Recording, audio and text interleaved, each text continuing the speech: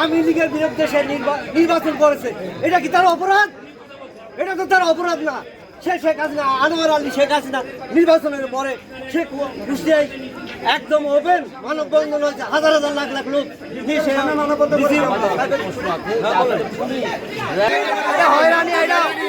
হয়রানি করা হচ্ছে। একটা সম্মান এই হয়রানি আমরা মানতে পারবো না। আমরা তাকে নিয়েও যেতে পারবো না।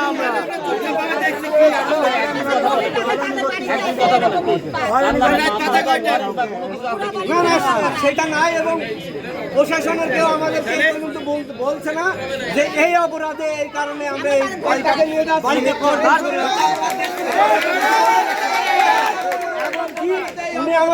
গোপন সংবাদ ছিল যে এখানে নিষিদ্ধ ঘোষিত কিছু সদস্য আছেন, সেগুলোকে আমরা এখানে তল্লাশি চালিয়েছি। আমরা কাউকে পাইনি এই বছর, আমরা কিছু পাইনি। আর কোনো তল্লাশি হবে আজকে সারা রাতের বাইরে পরিকল্পনা করবেন? আমার জানা আমাদের আজকের হবে না।